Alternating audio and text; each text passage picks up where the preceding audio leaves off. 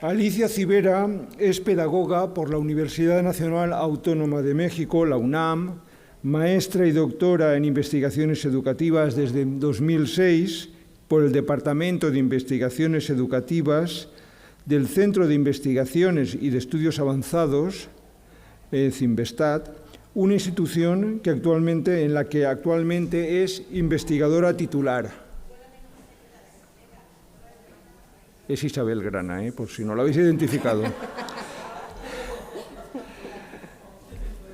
Tiene reconocimiento en el Sistema Nacional de Investigadores del CONACYT mexicano en el nivel 3. Alicia ha sido investigadora y ha coordinado y creado varios programas de posgrado en el Colegio Mexiquense y en el Departamento de Investigaciones Educativas del CIMBESTAT. También ha realizado estancias académicas y ha impartido conferencias, cursos y ha dirigido tesis en varias instituciones de educación superior de México, España, Brasil, Chile y Argentina. En cuanto a sus líneas de investigación, ha trabajado sobre todo la historia de la educación rural, la formación y profesión docente, la política educativa, educación y género, en México y en Iberoamérica, así como los procesos de internacionalización de la educación en los siglos XX y XXI. Sus últimos proyectos han versado sobre la reforma educativa y la evaluación cualitativa de la práctica docente y la influencia de los profesores exiliados españoles en la escuela pública mexicana. También ha trabajado sobre los proyectos piloto de educación fundamental de la UNESCO en América Latina. Resultados de estas investigaciones han sido publicadas en forma de libro, destacando sobre todo el texto La escuela como opción de vida, la formación de maestros normalistas rurales en México, 1921-1945, editado en 2008 por el Colegio Mexiquense. Otros resultados en formato de libro han aparecido en los títulos Entre surcos y letras, Educación para campesinos en los años 30, una primera edición del 97, reimpreso en el 98 y con una edición electrónica primera inicial en el 2006. También ella y yo, ambos, nos responsabilizamos de la edición y el trabajo introductorio del número 35 de la serie Clásicos de la Educación, concretamente del trabajo del texto de la profesora Emilia Elías de Ballesteros, que lleva por título Problemas educativos actuales y que apareció en 2007 en Biblioteca Nueva. También algunos de los otros libros que ha editado ha sido en coautoría con Juan Alfonseca y Carlos Escalante, Campesinos y Escolares, La construcción de la escuela en el campo latinoamericano, siglos XIX y XX, y también junto con Lucía Leonetti y Fabia Wenner, Sujetos, comunidades rurales y culturas escolares en América Latina, que apareció en Argentina en el año 2013. Él también ha publicado resultados de estas investigaciones en distintos artículos que han aparecido en Pedagógica Histórica, Nexos, la Revista Mexicana de Investigaciones Educativas, y luego también debo hacer especial hincapié en el monográfico que coordinó junto con Antón Costa en 2008 en nuestra revista Historia y Memoria de la Educación, que fue el monográfico que llevó por título Educación y Mundo Rural. Desde la perspectiva institucional ha sido fundadora, vicepresidenta y secretaria académica de la Sociedad Mexicana de Historia de la Educación, nuestra sociedad hermana en aquellas tierras, y fundadora y directora de la Revista Mexicana de Historia de la Educación. También forma parte del comité editorial de varias revistas científicas, entre ellas Pedagógica Histórica y la Revista Brasileira de Historia da Educação. Ha participado también en comités científicos y organizadores de eventos internacionales promovidos por Ciela y ISHE. Por todo ello, cuando dentro del comité organizador pensamos en alguien que pudiera ilustrarnos desde una perspectiva amplia y con profunda fundamentación sobre la realidad de la educación en el mundo rural, pensamos inmediatamente que Alicia era la persona indicada. Quisiera concluir esta presentación con dos datos más personales, quizás algo menos académicos, pero que creo que permiten completar bien el perfil social de la conferenciante. Yo he tenido la suerte de preparar con ella, como ya dije, la edición y el estudio introductorio del libro de Emilia Elías de Ballesteros, Problemas educativos actuales. Puedo indicar, por tanto, con conocimiento de causa, que nos encontramos ante una investigadora detallista y cuidadosa. Trabajar con ella me resultó sumamente enriquecedor, ya que es la colega ideal para llevar a cabo un verdadero trabajo en equipo. Resulta una excelente compañía en las tareas, en las actividades de investigación. Es una profesora que aporta conocimientos y experiencias de suma utilidad. Con ella se aprende mucho. Para ir finalizando, quería abordar una segunda cuestión que guarda relación con la estirpe familiar, con su estirpe familiar. El apellido Civera puede y debe sonarnos a algunas y a algunos de nosotros. Quizás algo más a quienes hemos trabajado aspectos de la educación y la cultura de los sectores republicanos y libertarios en las décadas de 1920 y 1930, sobre todo si lo hemos realizado desde Valencia. Alicia Civera nació en México, pero su familia tiene raíces españolas y valencianas.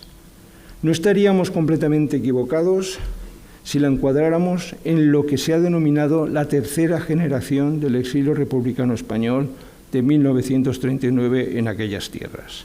Ella es nieta de Marín Civera Martínez, profesor mercantil, economista, sindicalista, nacido en Valencia en 1900.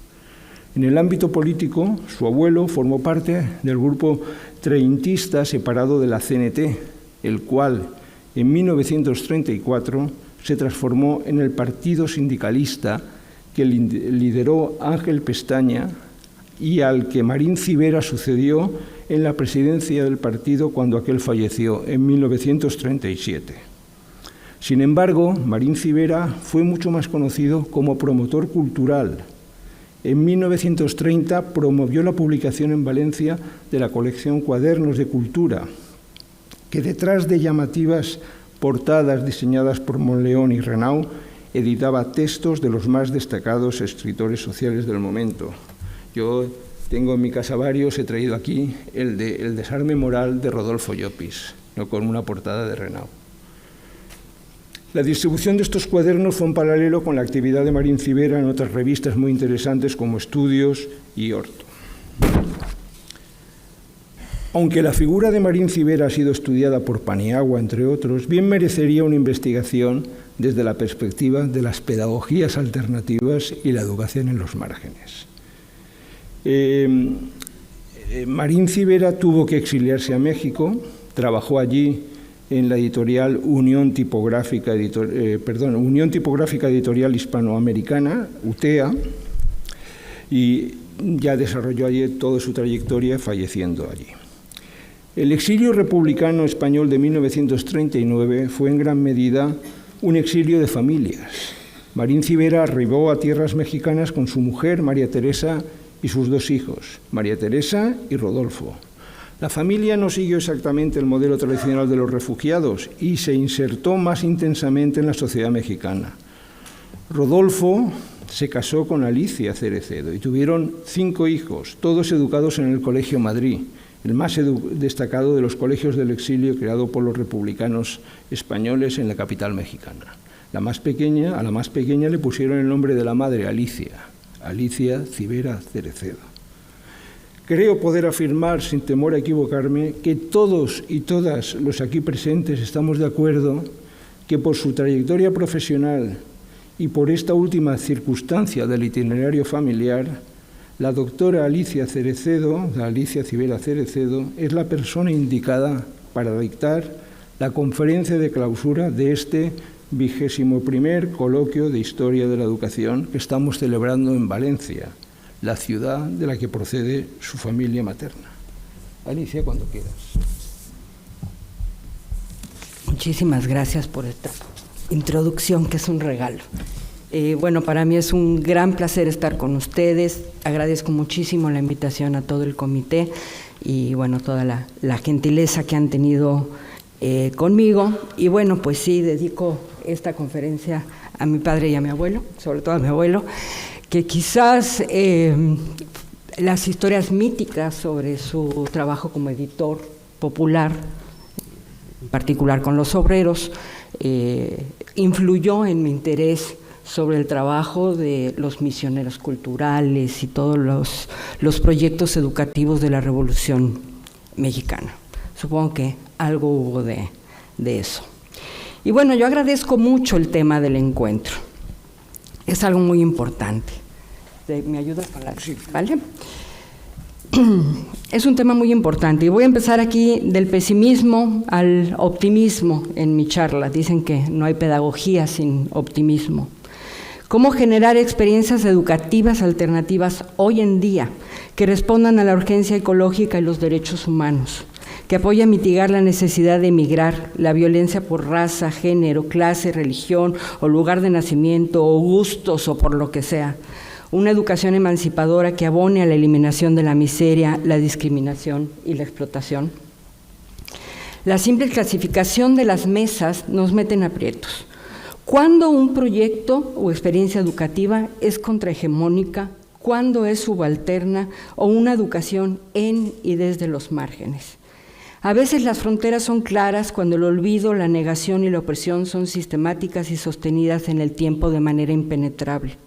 Pero en muchas otras los márgenes son lábiles y cuando es así, más difícil es quitar el manto que oculta los poderes detrás de lo hegemónico y generar experiencias que de estar en los márgenes pasen a ser contrahegemónicas. Me preguntaba yo, para esta charla, ¿con qué derecho voy a hablar de la educación rural en el siglo XX? Déjame la anterior. Es más, de la educación fundamental impulsada por un organismo internacional como la UNESCO. En un debate sobre experiencias educativas alternativas, llevamos 3 días escuchando sobre experiencias alternativas, pareciera un contrasentido. Hubiera podido hablarles del proyecto educativo del movimiento zapatista en Chiapas, o el impulsado por el magisterio disidente en Michoacán, o las universidades interculturales que se han abierto de manera autónoma al gobierno. Porque sí, hay muchos proyectos alternativos, aunque muchas veces no son tan visibles. Entonces, antes de entrar al tema de la educación rural, necesito dar un pequeño rodeo y lo voy a dar desde el presente e incluso desde la autobiografía, que creo que es una herramienta importante para analizar la historia reciente.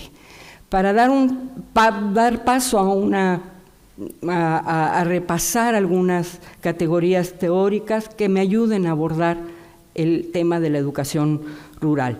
Quiero advertir que todo lo que voy a decir, pues en realidad ha sido un conocimiento colectivo, ¿no? La investigación siempre es colectiva y se basa en trabajo mío propio con fuentes primarias, sobre todo de México, pero también de la comunicación que he establecido durante muchos congresos y del cual han salido libros y números temáticos, etcétera, con colegas de toda América Latina con los que llevamos muchos años trabajando, porque nuestras mesas de educación rural siempre eran muy pequeñas, siempre éramos los mismos y bueno, ha ido cambiando afortunadamente, a lo largo del tiempo van creciendo esas mesas. Empiezo con la primera parte. Cuando la pandemia por COVID se extendía y veíamos con terror que las escuelas permanecían cerradas, en México es uno de los países que más tiempo ha tenido cerradas las escuelas, y que todas aquellas personas y poblaciones que no contaban con acceso a Internet ni dispositivos para manipularlos quedaban en una mayor desventaja, uno de nuestros estudiantes de posgrado, Edgar Pérez, antropólogo, se instaló en su pueblo en Oaxaca a hacer su trabajo de campo. Hizo muchas observaciones. Los jóvenes que estudiaban fuera volvieron a sus casas y la escuela primaria local, la única existente en muchos kilómetros, paró su trabajo. Cerradas las escuelas, los niños y los jóvenes, más hombres que las mujeres, volvieron al monte con sus padres y abuelos. Regresaron al trabajo agrícola y al conocimiento de la lengua, la sabiduría de las plantas medicinales, la conexión del clima, el cielo y la siembra, y la cosmovisión de sus ancestros, en la que los humanos somos solo una parte ínfima en el universo. Recuperar esta interacción no fue sencilla. Hubo fricciones, hubo frustraciones, pero al fin y al cabo, la recuperación de lazos comunitarios intergeneracionales que fortalecen la cultura local y el cuidado de la ecología, ambos que habían sido atacados por la dinámica del mercado del trabajo y la escuela, que tan solo con su calendario y horario, ya no digamos sus contenidos, alejó a los niños del monte y de esta convivencia con los mayores durante varias generaciones. Edgar agradecía el cierre de las escuelas, pese a que el pueblo también aprovechó en esos meses para pintar la escuela y arreglar sus bardas. Podemos mirar esta experiencia al cerrar la escuela como una persistente resistencia a la escuela hegemónica, con su sabiduría, organización y burocracia credencialista, moderna y occidental, colonialista, aunque cabría preguntarse qué pasa con las niñas y las mujeres. Podemos mirarla también como contrahegemónica. Desde ahí pueden armarse nuevos proyectos sociales y políticos.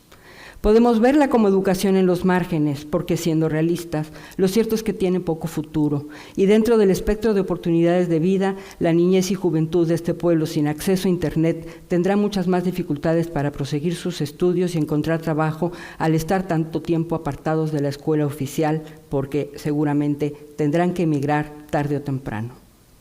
Y yo no puedo dejar de pensar que nuestro querido Edgar, que hace una investigación y un trabajo muy comprometido con su gente, puede hacerlo al estar becado como estudiante de tiempo completo en un programa de calidad internacional como el que tenemos en el DIE, para el cual hay que pasar un proceso de ingreso muy riguroso.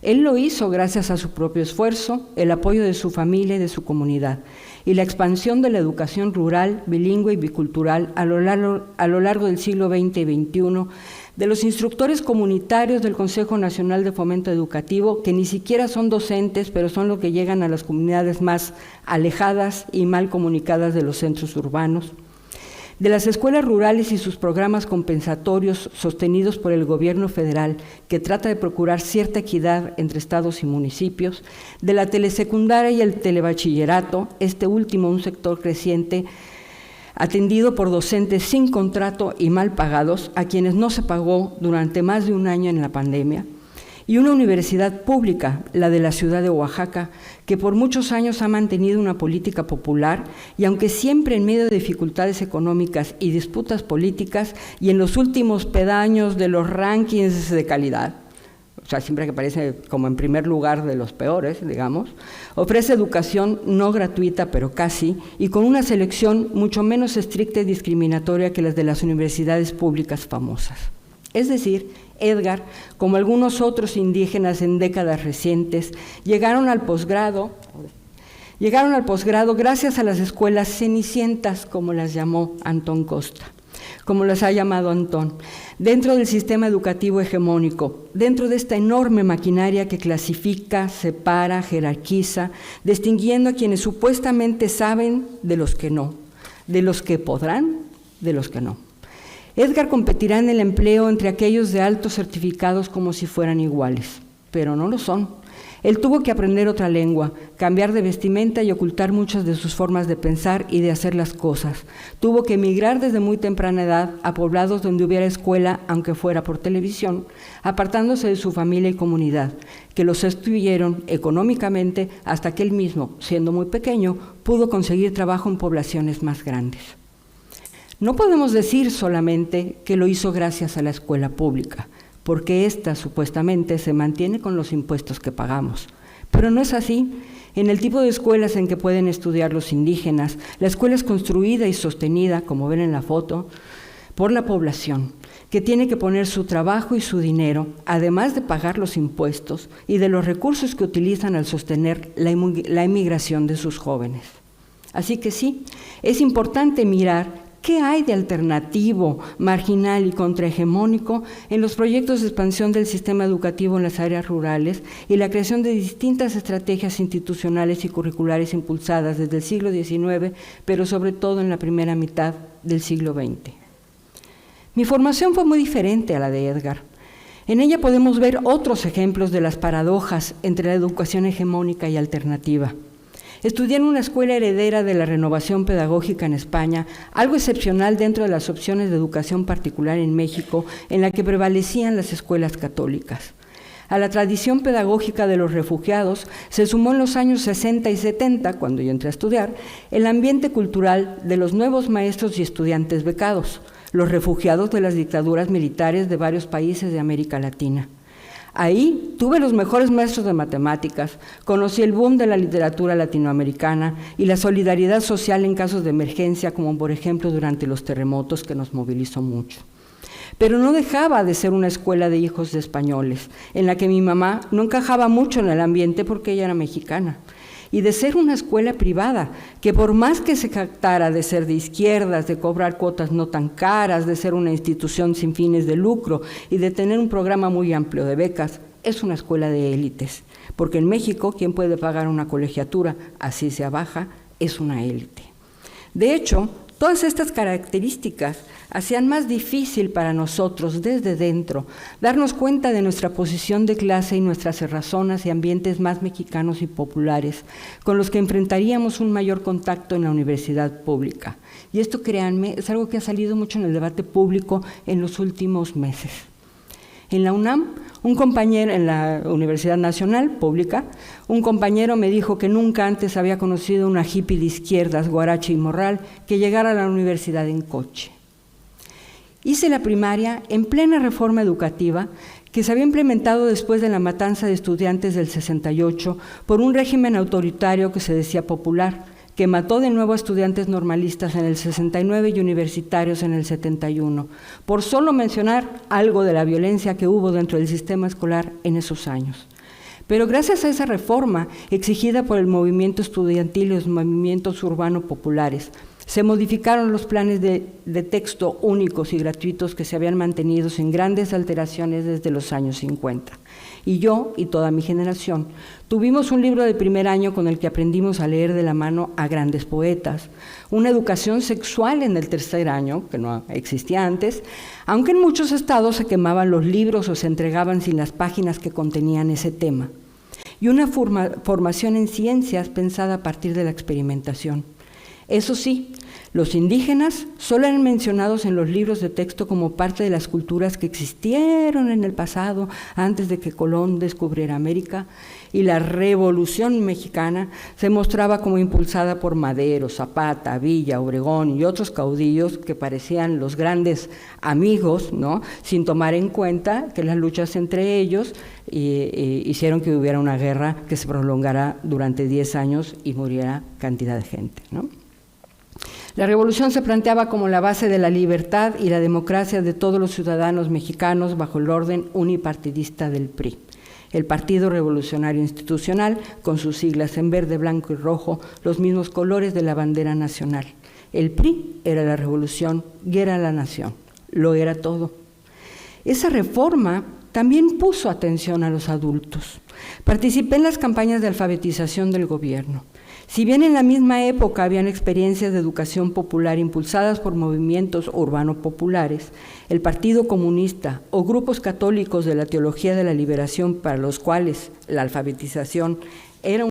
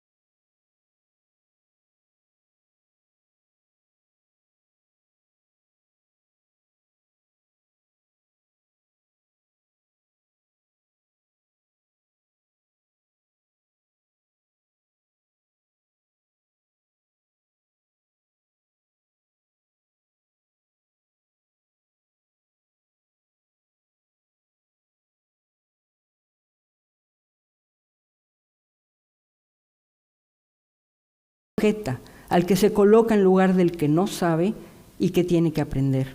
La escuela, al clasificar y distinguir entre los que saben y los que no saben, convierte el saber, como dirían Bourdieu y muchos otros, en capital intercambiable. La escuela, como la ciencia, como lo ha mostrado Foucault, hace al otro a la sombra del yo, o eso es lo que intenta por lo menos, pero lo consigue siempre. ¿Puede la escuela apoyar procesos de emancipación o solo puede formar subordinados que, según el diccionario, no tendrían responsabilidad de sus actos? ¿Solo puede formar necios y oprimidos? Con los casos de los que he hablado y muchos otros, vale preguntarse, con Jaitraki y Spivak, si las y los subalternos pueden hablar y cuáles son las relaciones entre los deseos, los intereses y el poder, entre la conciencia, la subjetividad, la identidad y la intencionalidad. Para hacerlo, Spivak posa la mirada sobre las y los subalternos, silenciados por los distintos dispositivos de poder, entre ellos la escuela como institución. Pero invita también, entre otras cosas, a valorar la experiencia concreta de las y los oprimidos, como hiciera E.P. Thompson para comprender las formas posibles de expresarse y de protestar de los obreros. La emancipación ha de verse en la experiencia, en la praxis, que hace que los y las subalternas, desde lo que sienten como sus deseos y definen como sus intereses, marquen sus luchas. Para Aguja, lo hacen desde la alienación, que es un fracaso en el conocimiento de sí, un control ejercido por el conocimiento, pero es desde ahí, desde donde pueden hablar y actuar. Lo que más me interesa resaltar de su planteamiento es que las redes de poder, deseo e interés son tan heterogéneas que su reducción a un relato coherente es contraproducente. Se trata más bien de mirar forcejeos, los campos de fuerza que constituyen los procesos hegemónicos, como han mostrado Gramsci y Roseberry, de analizar cadenas de significado cuyos eslabones se van movilizando. Un subalterno es alguien con un rango de subordinación expresada en términos de clase, raza, casta, edad, género o cualquier otro tipo de categorización. Estos diferentes tipos de subordinación se sobreponen, unos ocultan a otros, los silencian doblemente. Me los figuro como máscaras, aunque esta máscara solamente tiene una cara, me los figuro como las máscaras que se utilizan en el sur del país, en donde en la parte de adelante puede haber un tigre, en la parte de atrás puede haber una lagartija y acá puede haber una hormiga, y lo que se está presentando afuera son 4 cosas distintas, pero nunca al hombre que está dentro de la máscara, ¿no?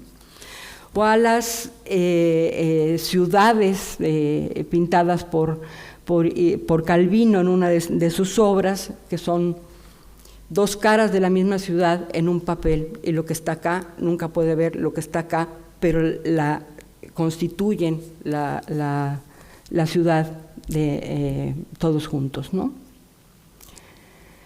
Participamos a la vez de distintas categorías sociales, desde ellas, en la experiencia, armamos nuestras identidades y actuamos. Lo hacemos en campos culturales que no son homogéneos, sino llenos de disputas y forcejeos. Las categorías no nos determinan, pero la forma en que éstas se interceptan pueden tener diferentes combinaciones y resultados a las que es importante poner atención.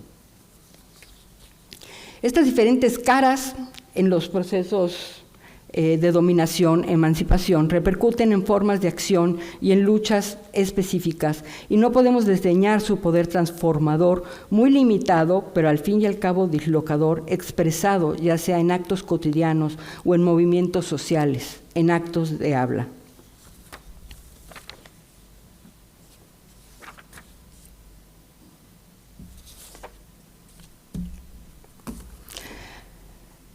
La variable y muy limitada posibilidad de hablar, de actuar, la capacidad de agencia, es la capacidad de generar grietas, veredas en los procesos hegemónicos y los dispositivos disciplinarios que inciden permanentemente en el conocimiento de sí, en los deseos e intereses de los subalternos. Voy a pasar una parte de acá. Por ejemplo, la siguiente. Cómo se configuran esas formas de conocimiento de sí desde la alienación, pero que procuran liberación. Al ingresar al Colegio de Pedagogía en la Facultad de Filosofía y Letras en la UNAM, estábamos hechizados con la campaña de la alfabetización en Nicaragua. Educación y revolución iban de la mano. Y así nos hechizaba también la famosa educación rural que impuso la Revolución Mexicana, aquella que de la mano de la reforma agraria, el reparto de tierra y la nueva Constitución, buscó que los indígenas y la población de las zonas rurales salieran de la miseria y tuviera acceso a la escuela, a la higiene, el desarrollo económico y a los derechos de los trabajadores. La fama que la educación rural ha tenido en diferentes partes del mundo y que mantuvo por mucho tiempo se encuentra en su vínculo a la primera revolución social del siglo XX. Metidos en la narrativa nacional obsesionada por comprender por qué México, a diferencia de otras naciones latinoamericanas, no tuvo dictadura, pero sí un régimen autoritario que parecía entonces inamovible, la expansión de la escuela emergía como un factor de peso en su capacidad de crear consensos, de formar una cultura nacional y política que acompañó lo que fue una revolución armada, y después su institucionalización como un régimen corporativista. Nos preguntábamos cómo la educación pasó entonces de ser contrahegemónica a ser hegemónica, y la respuesta común en la historiografía era, entre otras cosas, que se había abandonado la educación rural en los años 40 y su ímpetu comunitario en pos del beneficio de la escuela urbana. No obstante, esta respuesta ha evadido la cuestión de que ella misma, la escuela rural, había contribuido a los procesos de modernización, industrialización y urbanización que vivió México en los años 40. Ello podía verse con mayor facilidad al examinar cómo la escuela se fue expandiendo en los medios rurales desde el siglo XIX y sobre todo el XX en diferentes países, y sobre todo cuando se fue estableciendo un currículum específico para la educación de la gente del campo. Lo que solemos llamar educación rural en América Latina, es la educación ruralista impulsada sobre todo en la segunda y tercera década del siglo XX. La educación rural creció en todo el mundo y no siempre de la mano de la revolución. Lo mismo fue importante en regímenes revolucionarios, democráticos o populares que en populismos, caudillismos y regímenes autoritarios. Dice la historiografía que la presencia de la escuela en los campos fue creciendo sobre todo por el interés de las élites en fomentar la agroexportación y fortalecer la integración de los estados-nación. Dentro de estos dos grandes móviles hubo diferentes énfasis: que el Estado cobrara presencia en zonas apartadas para convocar el apoyo popular en conflictos bélicos internos y externos, incentivar la modernización que acompañara la formación del proletariado agrario, tener un idioma común al menos en el ejército, como en Bolivia, que la gente pudiera votar ahí donde el voto se hizo obligatorio o ahí donde los migrantes europeos que colonizaron territorio querían conservar sus tradiciones y religión, como en el sur de Brasil. Es muy difícil construir un mapa de la escolarización, ya que la escuela en sus inicios era una institución inestable, que aparecía y desaparecía o se movía de un lugar a otro, que no tenía una definición clara como pública, privada o comunitaria, y hay que rastrearla de manera indirecta, por ejemplo, en los límites de los censos, las cuentas de los ayuntamientos o los archivos de las iglesias.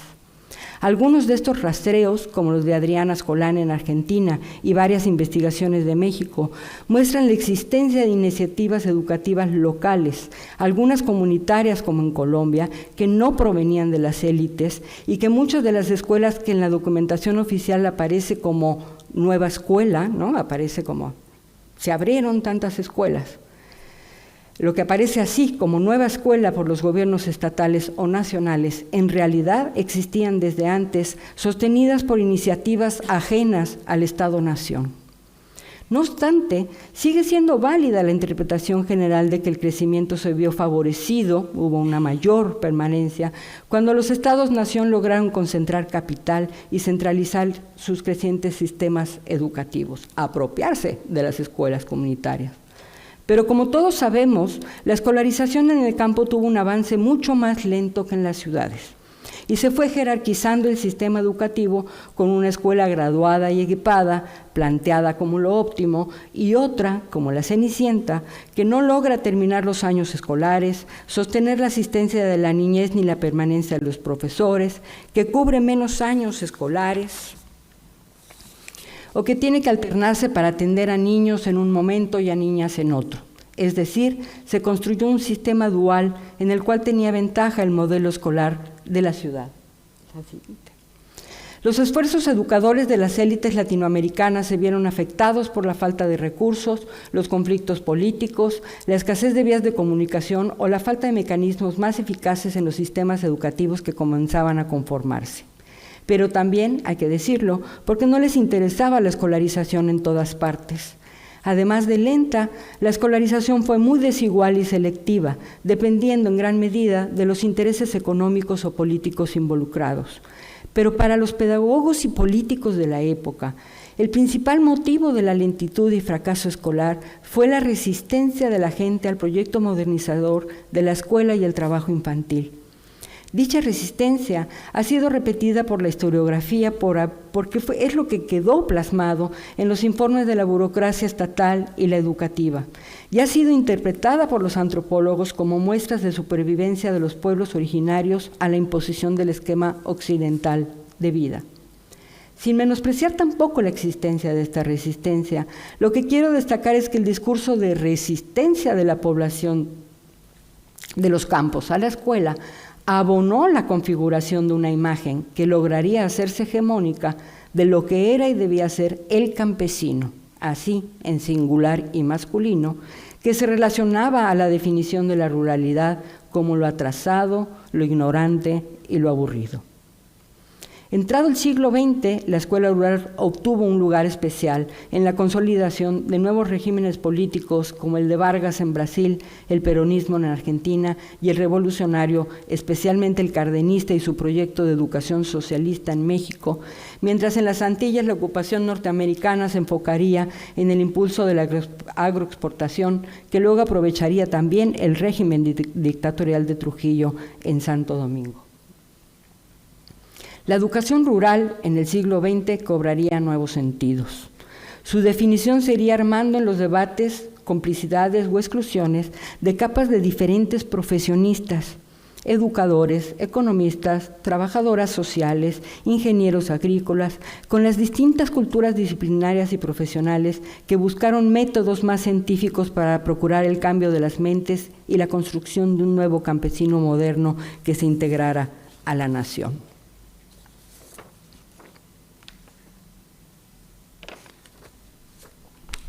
Me confunden las páginas que están de dos lados. Por un lado estaba el debate, aún vivo, por ejemplo en Colombia, de si los salvajes eran educables. Por otro, lo que se ha llamado el proteccionismo urbano, la necesidad de impedir que la población de color en Brasil, una vez abolida la esclavitud, invadiera las ciudades, al igual que los cholos en Bolivia. La migración del campo los migrantes del campo eran vistos como una contaminación y peligro para la civilización de las ciudades. Había necesidad de modernizarlos e higienizarlos, pero también de arraigarlos a sus lugares de orígenes, como pasa ahora con la ola de migrantes de otros países. El trabajo social, como profesión preferentemente femenina, también se iba abriendo paso. El Estado-nación podía y debía penetrar en los mismísimos hogares, velando sobre todo por la higiene y la moralidad a cargo fundamentalmente de las mujeres, quienes incorporándose cada vez más al mercado de trabajo, también debían recibir una educación moderna que las acostumbrara a vivir con los varones en sus puestos de trabajo sin que eso tuviera consecuencias en embarazos no deseados o enfermedades venéreas. En otros ámbitos se iba dando un cambio en la visión sobre los indios. Para antropólogos como Basauri o economistas como Narciso Bassols, los indios eran ignorantes, apáticos, supersticiosos, sucios y tristes, pero no por una naturaleza racial como se planteaba antes, sino por la explotación que habían vivido desde hacía siglos por los imperios, la colonia y la iglesia. Así, lo que prevalecía era una relación entre la forma de ser y comportarse con la forma de trabajo servil. Las diferencias culturales y étnicas dejaban de tener importancia, y aquí intervenían comunistas, socialistas, y de todo, ¿no? Dejaban de tener importancia ante las condiciones económicas. El discurso se movilizó de los indios, de los prehistóricos, hacia los campesinos, y su transformación hacia proyectos de experimentación e intervención social que integraban cambios económicos, culturales, políticos, sociales y educativos de manera integral.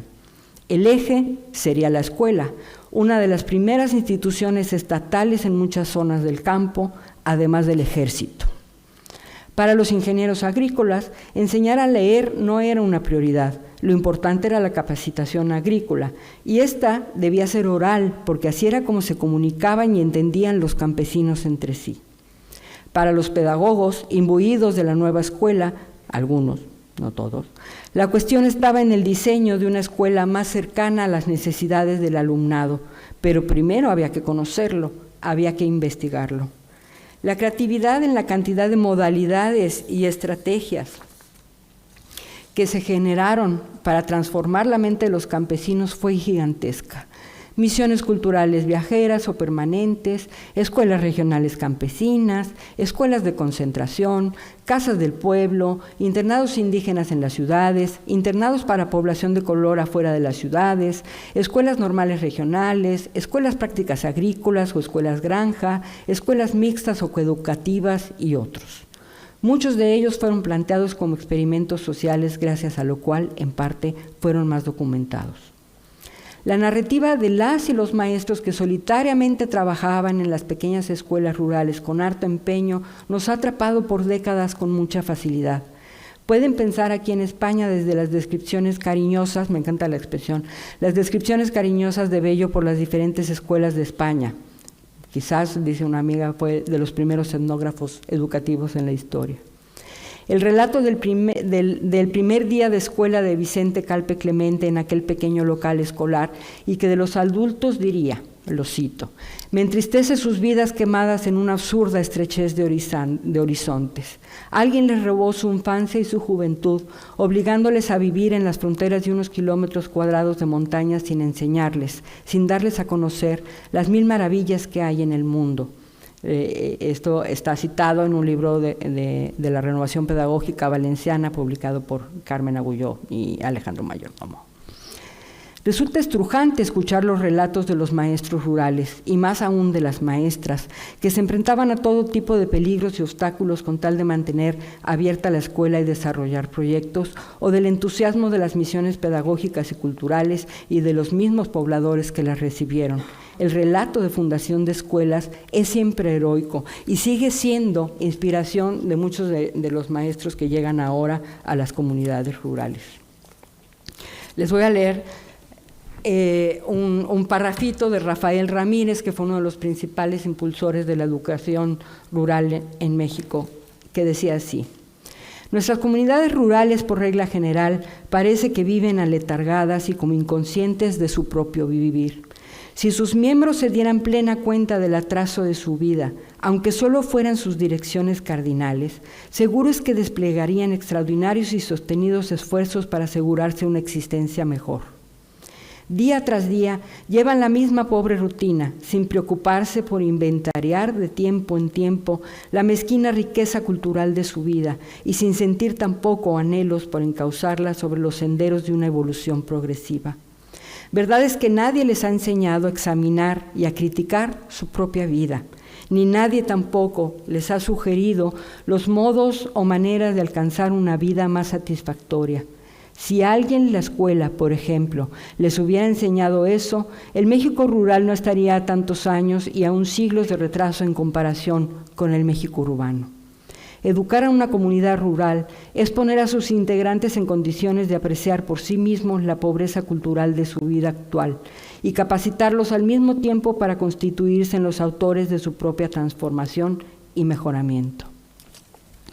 De ahí paso a una cita en la que lo importante era partir desde las necesidades de las comunidades. Y aquí hay un relato en el que Ramírez retoma de maestros de escuela, en el cual hicieron una investigación sobre las condiciones de vida en la población y a partir de ello deciden su plan de trabajo. Y lo cita como un ejemplo a seguir. Y dice: en efecto, en toda esta comarca la gente no tiene costumbre de visitarse. Le basta, al encontrarse por la calle, con preguntarse cómo está la salud y cómo se encuentran sus familiares, con hablar del estado del tiempo y con desearse salud y prosperidades para lo porvenir. Dentro de los hogares no hay tampoco vida social de ninguna especie. Alguna que otra vez se halla ahí de las siembras y de las demás faenas rurales, o se murmuran y refieren los chismes que corren por el pueblo y por los ranchos. Una forma bastante maniquea y bastante ajena de ver las necesidades del pueblo y de entender la socialidad de las comunidades indígenas, como las que mostraba en el relato de mi alumno Edgar al principio, ¿no? Y esas eran las investigaciones, y es bien interesante ver cómo, por ejemplo, los egresados de las escuelas normales, cuando después acababan sus estudios, hacían sus prácticas educativas, tenían que hacer un escrito pequeño en el que decían lo que habían trabajado, y repiten las palabras de Ramírez casi textualmente, ¿no? Los vecinos no se visitan más que por necesidad. No hay ninguna comunicación entre ellos, no se platican y nosotros tenemos que llegar a hacer absolutamente todo, ¿no? De ahí se partía, por más bien intencionados que fueran y por más que hicieran una gran cantidad de cosas que son innegables.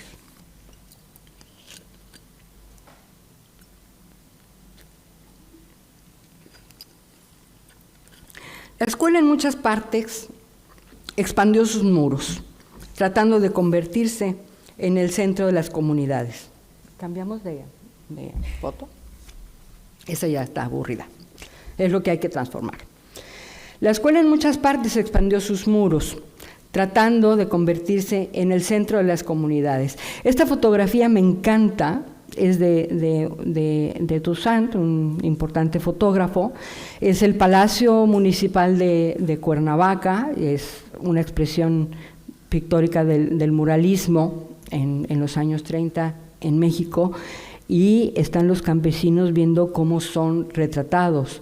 Y en estos murales pues siempre aparecen elementos modernistas, como el que estaba en la fotografía anterior, pero la fotografía de los campesinos siempre son trabajando o borrachos tirados o en fin, ¿no? Entonces es bien interesante pensarlo desde la otra óptica, cómo los campesinos se están viendo a sí mismos en esos murales.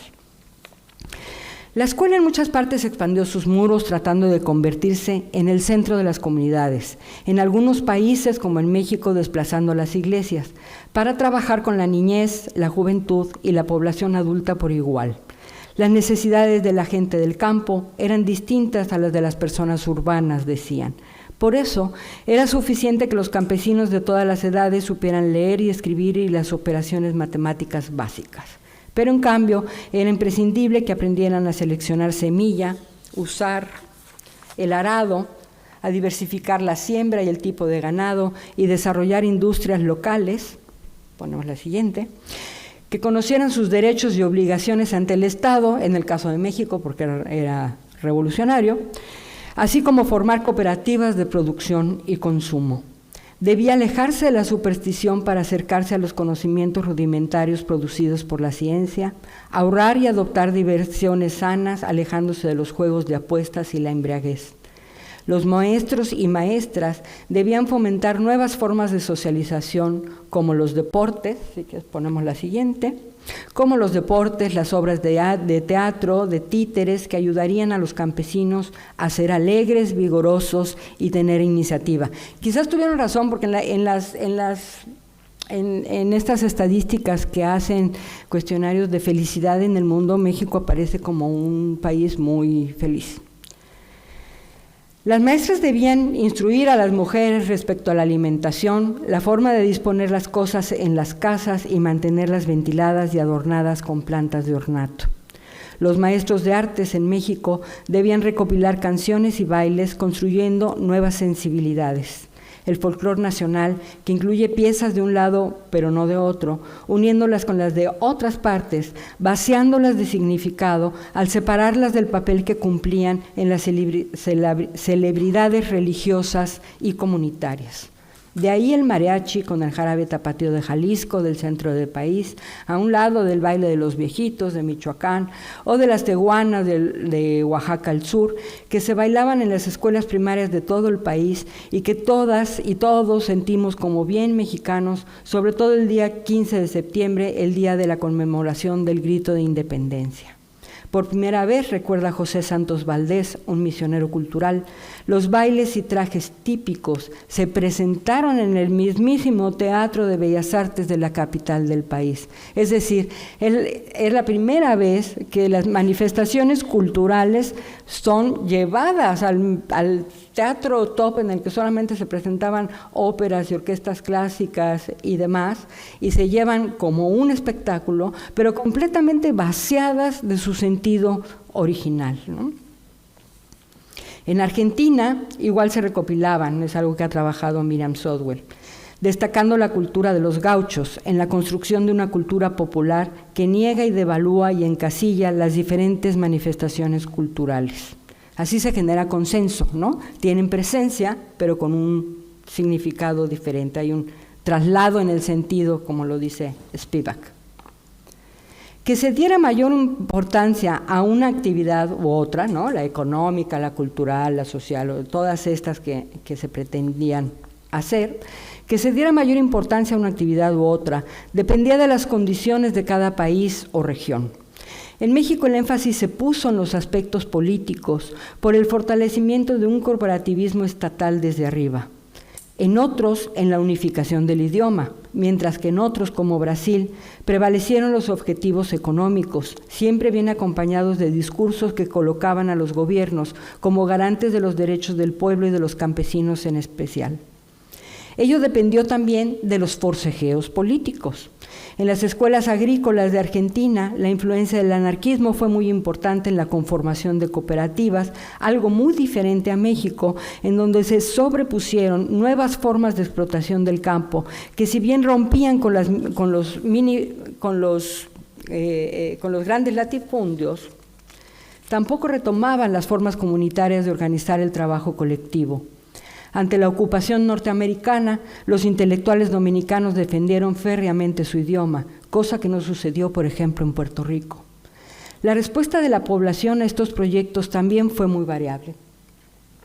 Relatos de antropólogos y maestros como Moisés Sáenz relatan sus fracasos y experimentaban propuestas proponían cosas cada vez más locales, investigaciones ávidas de investigación profunda en vez de propuestas uniformes. En otras, las poblaciones lograban negociar sus intereses, como un pueblo de Malinalco en el centro de México, donde los misioneros se daban de topes contra la pared porque organizaron una orquesta, consiguieron instrumentos musicales y la orquesta decidió tocar las misas de la iglesia. Mientras en otros, las madres de familia se negaron a llevar a sus hijos, donde se perdía el tiempo trabajando en la parcela escolar y se bañaba a los niños en una zanja de agua fría. Las normales regionales en varios países abrieron opciones de vida política, laboral y sociabilidad muy diferentes para las mujeres de poblados rurales, pero muchas veces a costa de abandonar sus orígenes culturales. Ellas cortaban sus trenzas y cosían uniformes deportivos, mientras los jóvenes... Ponemos la siguiente. Por favor, gracias. Cortaban sus trenzas y cosían uniformes deportivos mientras los jóvenes abandonaban el pantalón de manta y lo cambiaban, no por la corbata que era para solo unos pocos, pero sí por el overol. Ponemos a los chicos en overol y los pantalones caqui de los trabajadores. Y menciono aquí la vestimenta como algo simbólico, al igual que las máscaras, de las formas de cubrir el cuerpo, de las formas de mostrarse ante los demás y de verse a sí mismo. No se puede ir a buscar trabajo sin la vestimenta adecuada. Hoy en día, en Chiapas, los huipiles se ven en la calle. En los lugares de trabajo no se ven huipiles, a menos de que sea folclor colorido para los turistas. Tiene razón las investigadoras, sobre todo brasileñas marxistas, que han dicho que el currículum ruralista más agudizó la separación desde la escuela del trabajador intelectual del manual. Y esto fue un argumento que se utilizó en los años 40 para terminar con el currículum diferenciado y tener uno común para todo el país, sin cubrir las deficiencias que tenían las escuelas para llevar ese currículum, ¿no? No habían bibliotecas, no habían maestros, no habían instalaciones, no habían laboratorios. Entonces, bueno, seguir con el plan de estudios de la escuela graduada en realidad era imposible, aunque el argumento era democratizar la escuela, ¿no? Pero lo que en las escuelas rurales pasaba era mucho más que solo una capacitación para el trabajo agropecuario o una formación de ciudadanos dóciles y modernos. Y eso se puede ver incluso en los propios discursos de los maestros involucrados en los proyectos educativos. Los misioneros culturales, recuerda Jesús Santos Valdés, y lo menciono mucho a él porque fue uno de los maestros que hicieron la educación rural y siguió haciéndolo hasta los años 70. Es un maestro de origen comunista que ahora ha sido galardonado en la Rotonda de Hombres Ilustres, pero siempre fue crítico del sistema. Es un hombre que tuvo una influencia muy grande en la educación rural en México. Y él recuerda, los misioneros culturales fueron vistos como agitadores, porque se unieron a los pueblos para exigir la reposición de tierras, no el reparto de tierras, sino la reposición de tierras y sus derechos a formar cooperativas independientes que no formaran parte del partido que después sería el oficial.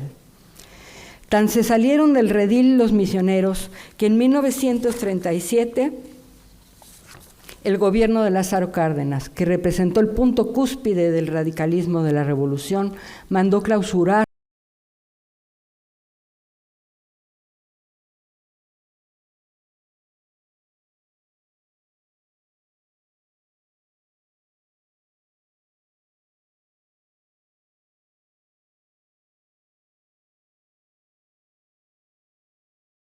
gobiernos. De ellos saldrían muchos militantes de la guerrilla rural en los años 70.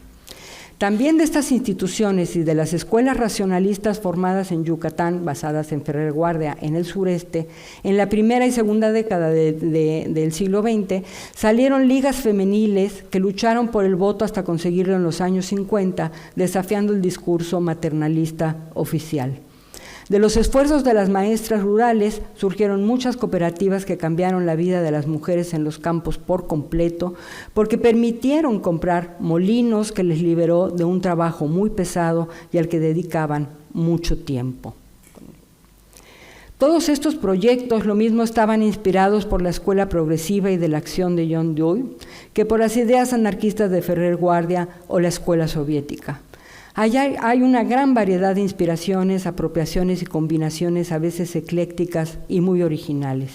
Si en el siglo XIX los gobiernos enviaban a maestros para conocer los proyectos educativos europeos y norteamericanos, en el siglo XX hubo un mayor intercambio entre los propios países latinoamericanos y Estados Unidos, lo que se hizo patente en la creación de la UNESCO, la definición de la educación fundamental y el desarrollo de los primeros proyectos piloto.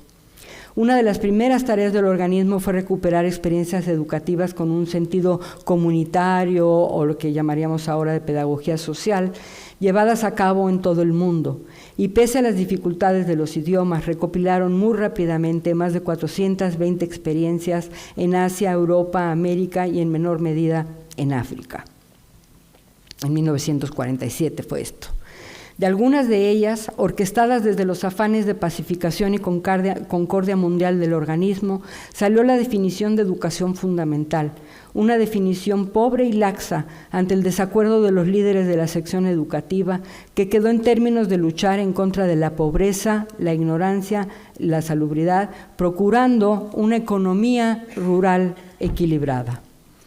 Entre esas experiencias se nombra la de Yen en China, Lauch en Filipinas y las Indias, Washington Carver en Alabama, en Estados Unidos, con población afroamericana liberada, y la educación rural en México como base para los proyectos piloto, que fueron los primeros de México, Colombia, Haití y la región de Amazonas. Es manifiesta la extensión de experiencias educativas comunitarias que se realizaban en muchas partes del mundo, y aquí se han mostrado varias, desde Andalucía, Brasil, Colombia, de las mesas en las que escuché. En los inicios de la UNESCO hubo un forcejeo más amplio aún que el que se daba a principios de siglo, entre las culturas profesionales de los encargados de los proyectos o de la sección educativa, al intervenir, por ejemplo, los biólogos con su interés en el rescate de la flora y fauna y de los conocimientos que la población tenía sobre ellos, o políticos como Jaime Torres Bodet, que fue secretario de Educación en México y luego secretario de la UNESCO, y antropólogos como Margaret Mead. La educación fundamental también se basó en una visión catastrófica de la población rural en la que persiste la mirada paternalista hacia los pobrecitos que viven fuera de la civilización. A la vez que les abre oportunidades de vida, constata y reafirma su imagen como seres inferiores por los que hay que ver, hay que salvarles, hay que redimirles, hay que emanciparlos. Nunca ayudarlos a que ellos procuren su emancipación, sino salvarlos desde afuera.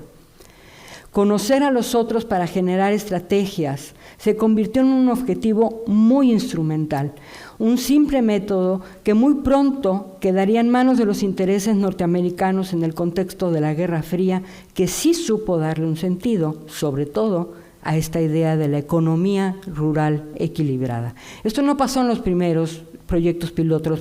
Los primeros proyectos pilotos son muy interesantes, experimentan mucho en la parte agrícola, aunque son como muy ingenuos en la parte cultural. De esto se ha escrito, ¿no? Pero la cuestión es que todo este método de conocer al otro, investigar, armar desde sus necesidades, etcétera, etcétera, se convirtió en un método que se puede utilizar para muchos fines distintos, ¿no? Se recobraron muchas de estas técnicas en los años 70 por los movimientos urbanos populares, ¿no? Pero también en los años 90 por los programas gubernamentales neoliberales.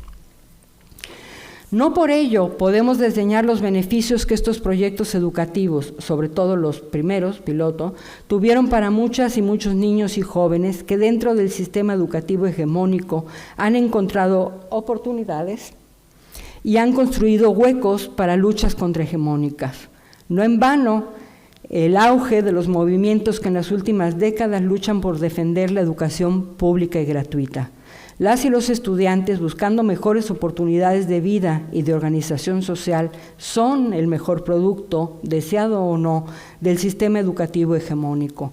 Y esto es algo muy importante, porque las revueltas que ha habido en todo el mundo, desde la primavera árabe, pero sobre todo en América Latina, en Colombia, Chile, lo estamos viendo, comienza la movilización desde grupos urbanos escolarizados, desde los movimientos estudiantiles, y de ello van a demandas sociales y culturales muy importantes y económicas, el acceso al trabajo también, como se está viendo ahorita con la Constitución en Chile, ¿no? Entonces, bueno, lo primero que produce el sistema educativo como un dispositivo, pues son sus estudiantes y son sus maestros, y es en estos protagonistas en donde tenemos que ver cómo se van dando experiencias de cambio, muchas veces en los márgenes, que luego se convierten en alternativas y que finalmente pueden ser contrahegemónicas, ¿no?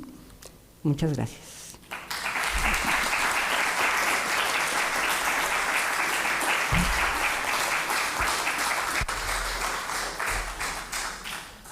Gracias por la paciencia, yo sé que es tardísimo. Bien, de todas maneras, creo que tenemos que agradecer a Alicia su amplia, documentada, contrastada charla, conferencia, y creo que todavía podríamos tener tiempo para una o dos preguntas, si son breves y concisas, o reflexiones, comentarios, antes de que empecemos. Antonia, hay micro por ahí, ¿no? ¿El micro? Ay, Antonia María. Espera. La conferencia y las bellas imágenes que nos ha mostrado. Y en segundo lugar, quería hacer una pregunta, y discúlpeme si es demasiado específica. Es decir, mientras la escuchaba, Me ha llamado la atención y bueno, mi curiosidad va en este sentido, en lo que tiene que ver con la educación literaria contrahegemónica de su país. Es decir, me pregunto qué herencia literaria se emplea para construir identidad en las aulas mexicanas rurales. ¿Qué uso se hace de la literatura indígena, popular y probablemente oral en las aulas rurales? O, si lo prefiere, ¿qué textos se emplean para enseñar a leer en estas escuelas rurales? En definitiva, ¿qué historia literaria se les enseña para construir qué tipo de identidad? Muchísimas gracias. Bueno, ha habido varias etapas al respecto, ¿no? Pero bueno, el poeta Nezahualcóyotl sí es algo que se lee en México desde hace muchas generaciones, yo creo que desde los primeros libros de texto, pero está enmarcado dentro de este contexto, los indios antes de la colonia, ¿no? Es pasado, es Nezahualcóyotl, ya no está aquí, ¿no? Estamos en plena reforma educativa. Ahorita están cambiando los planes de estudio. Dentro de los programas de educación intercultural, sobre todo ya siglo XXI, que han tenido autonomía, o sea, no los impulsados por el gobierno, se ha dado autonomía para que las regiones armen materiales y sus propios libros de texto. Por ejemplo, uno en toda la primaria, al menos, tiene que ser de origen regional. Cuando es en zonas indígenas, se han introducido textos, pero de las mismas zonas, ¿no? Pero quedan ahí, o sea, no es intercultural, ¿no? No llegan a los libros de texto nacionales que leen todos los niños. Hay alguno que otro que se va introduciendo, que se va también traduciendo, ¿no? al español. Pero es lo que ha pasado mucho con el programa de educación intercultural en general, ¿no? Tiene una dirección, ¿no? Son de hecho, los indígenas en plural hacia el resto de la población, pero no el resto de la población hacia el mundo de los grupos originarios, ¿no? Bueno, originarios, indígenas, ¿no? Pero estamos en plena reforma, ahorita el currículum se está revolcando de pe a pa, hay una polémica muy, muy grande, incluso se está pensando en terminar con los grados escolares. Entonces, sí es una reforma que va en serio muy fuerte y seguramente los contenidos vienen de ahí, buscando una mayor autonomía de las escuelas. Es un proyecto muy utópico, difícil, muy difícil, pero que sí está revolcando las cosas. Ya no pusimos la última foto, pero la última foto son las mujeres tomando lo que era el monumento de Colón, ¿no?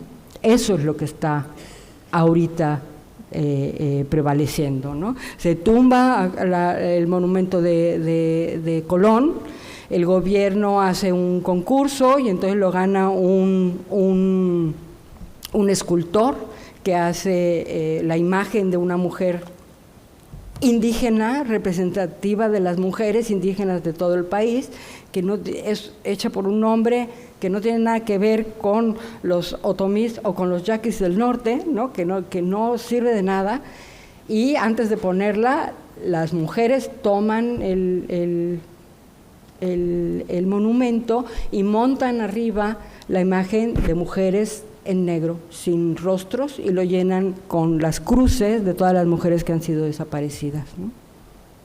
En eso estamos, en una revuelta total que va más allá también de las propuestas gubernamentales, como sucedía en la Revolución, ¿no?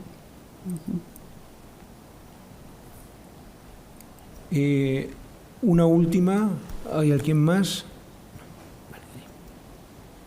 A ver, ¿cómo te llegó? Muchas gracias. Y un poco para complementar la pregunta de mi compañera, gracias por la ponencia.